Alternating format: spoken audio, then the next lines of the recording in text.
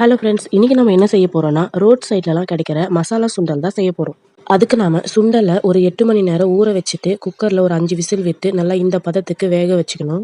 அதுக்கப்புறம் நமக்கு தேவையான ஒரு தக்காளி, ஒரு வெங்காயம், 4-5 பல்லு பூண்டு, இஞ்சி துண்டு, கருவேப்பிலை ஒரு 4 தழை, சோம்பு இது எல்லாத்தையுமே மிக்சியில போட்டு நல்லா மசிகிற அளவுக்கு அரைச்சிக்கணும். அதுக்கப்புறம் நம்ம தாளிச்சு விட்டுடலாம். கடாயில கொஞ்சமா எண்ணெய் ஊற்றி இப்போ நாம அரைச்ச விழுதை அதில் சேர்த்து நல்லா கொஞ்சம் பச்சை வாசனை போற வரைக்கும் வதக்கிப்போம். நல்லா வதங்கினதும் அது கூட மஞ்சத்தூள், வீட்டு மிளகாய் தூள், சில்லி மிளகாய் தூள் இது எல்லாத்தையும் ஒரு தடவை மிக்ஸ் பண்ணிட்டு தேவையான அளவுக்கு தண்ணி ஊற்றிப்போம். அதுக்கப்புறம் தேவையான அளவுக்கு உப்பும் சேர்த்துப்போம். உப்பு சேர்த்து அது கொதிக்கட்டும். அது கொதிக்கிறதுக்குள்ள நம்ம ஊற வச்சு வேக வச்ச பட்டாணியை சும்மா ஒன்றும் பாதியமா மத்து வச்சு மசிச்சுக்குங்க. மசிச்சுட்டு தண்ணி கொதிச்சதும் அதையும் இது கூடவே சேர்த்துருங்க. இப்போ நல்லா இதுவும் கொதிக்கட்டும். இது கொதிக்கிற கேப்ல ஒரு கேரட், ஒரு வெங்காயம் துருவி வச்சுக்கோங்க. ஓரளவுக்கு திக்கான பதத்துக்கு வந்ததும் நீங்க இதை சேவ் பண்ணிடலாம்.